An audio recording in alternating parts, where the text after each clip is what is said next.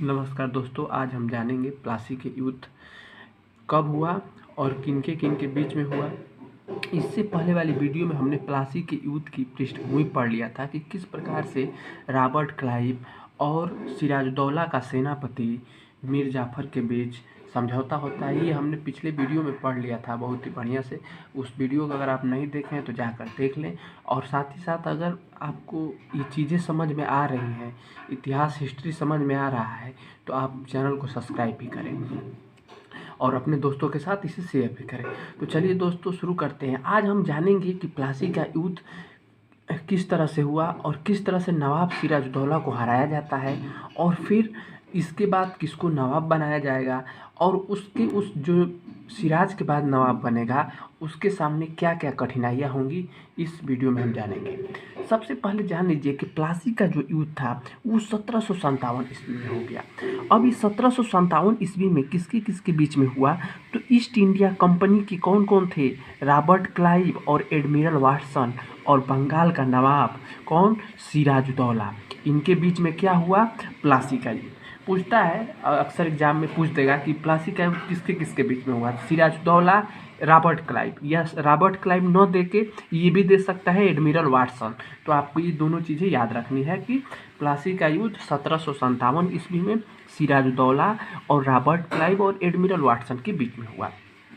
अब बात ये आती है कि जब नवाब सिराजुद्दौला और रॉबर्ट क्लाइव, एडमिरल वाटसन के बीच प्लासी का युद्ध होने वाला है, तो उसमें प्लासी के युद्ध के समय सिराजुद्दौला का वास्तव में मदद किसने किसने किया था, तो वो मदद करने वाले थे मीर मदान और मोहनलाल। दो लोग थे जिसने सिराजुद्दौला को मदद किए थे। और इसके साथ कौन कौन था, तो इसके साथ मीर जाफर भी था।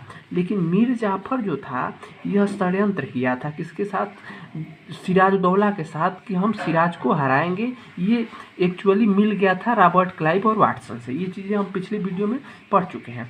अब बात ये आती है कि प्लासी का युद्ध, कोई भी युद्ध होता है तो किस प्रकार से यह युद्ध के लिए क्या कहा गया कि क्यों हम युद्ध करेंगे, अंग्रेजों ने क्यों युद्ध के लिए उकसाया सिराज को।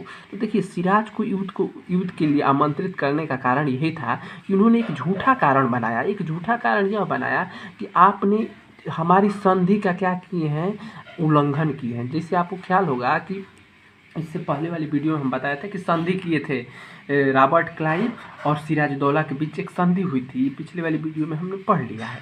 तो इन्होंने झूठा कारण बताया कि आपने क्या किया है कि संधि का उल्लंघन किया है, और उस संधि में ये था कि आप फ्रांसीसियों की मदद नहीं करेंगे, और आपने उस संधि के उलट में फ्रांसीसियों की क्या किए हैं, मदद की है। इसलिए हम आपसे क्या करेंगे, युद्ध करेंगे।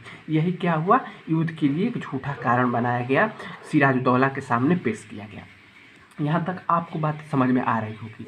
अब हुआ क्या कि मुर्शिद कुली को आप जानते होंगे, जो बंगाल को स्वतंत्र राज्य बनाया था, उसने अपनी राजधानी कहाँ बनाया था, मुर्शिदाबाद। तो ये युद्ध जो है ना, मुर्शिदाबाद से 32 किलोमीटर दूर लड़ा गया। मतलब जो नवाब की राजधानी थी मुर्शिदाबाद, उससे कितना दूर, 32 किलोमीटर दूर। समझिए इस बात को कि मतलब कि दूरी कर दिए, राजधानी से क्या कर दिया गया, डिस्टेंस बढ़ा दिया गया कि 32 किलोमीटर दूर। अब होता क्या है कि सिराज में और रॉबर्ट क्लाइव और एडमिरल वाटसन में प्लासी का युद्ध होता है।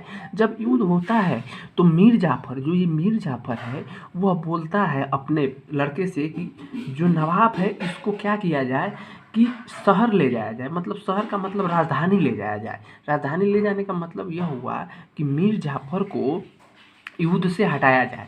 ये इनका एक षड्यंत्र था कि युद्ध से इनको कहा जाएगा कि आपको हम युद्ध से हटा रहे हैं, आपको बचा रहे हैं। तो ये सिराजुद्दौला को क्या किए कि युद्ध से बाहर ले जाने लगे। और युद्ध से जब बाहर ले जा रहे थे तो बताया जाता है कि मीर जाफर का एक लड़का था, उसने क्या कर दिया, सिराजुद्दौला की हत्या कर दी। इस प्रकार से क्या हुआ, प्लासी का युद्ध अंग्रेज जीत गए। और यह बताया जाता है कि यह प्लासी का जो युद्ध है यह एक प्रकार से वास्तविक विजय नहीं है।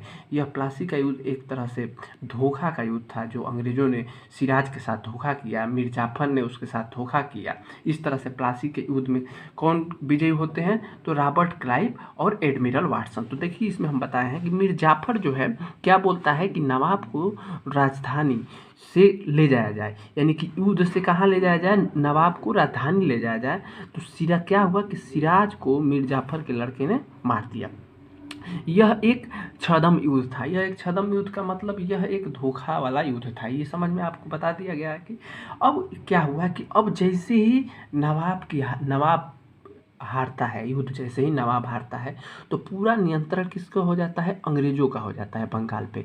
अब बंगाल पर किसका नियंत्रण हो गया? तो अंग्रेजों का। देखिए अब अंग्रेज नियंत्रण करेंगे, लेकिन अंग्रेज कोई अपना ऐसा नहीं था कि अंग्रेज डायरेक्ट शासन करेंगे।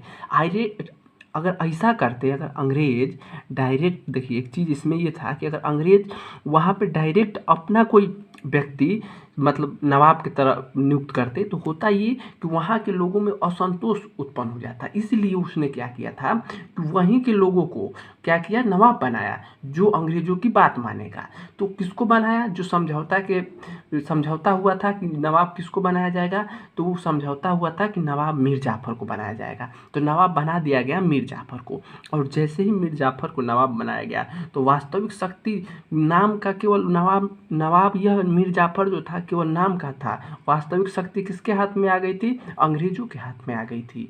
और 1757 और 60 ईस्वी में रॉबर्ट क्लाइव और वाटसन ने इनसे बहुत ही ज़्यादा धन एकत्रित किया, बहुत ही धन लिया, धन लूटा इनसे, यानी कि धन लिया नवाब बनते ही। तो देखिए नवाब बनते ही रॉबर्ट क्लाइव और वाटसन क्या करते हैं? मीर जाफर से दबाव बना कर उनसे क्या लेते हैं? वहाँ से धन लेते हैं। ये चीज़ें आपको समझ में आ रही।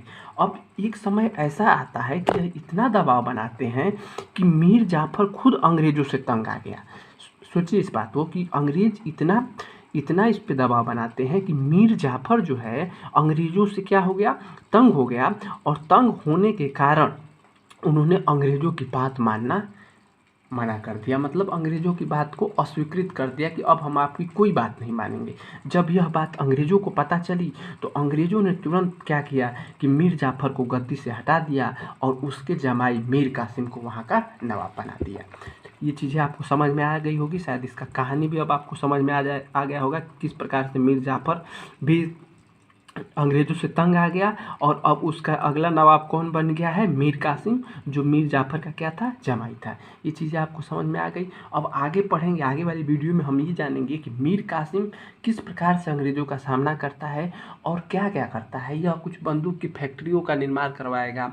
ये मतलब थोड़ा दूरगामी सोच का व्यक्ति है। तो देखते हैं यह किस प्रकार से अंग्रेजों का सामना करता है, अगले वाली वीडियो में हम जानेंगे। धन्यवाद। अगर ये वीडियो आपको पसंद आए तो अपने दोस्तों के साथ शेयर करें और चैनल को सब्सक्राइब करें। धन्यवाद।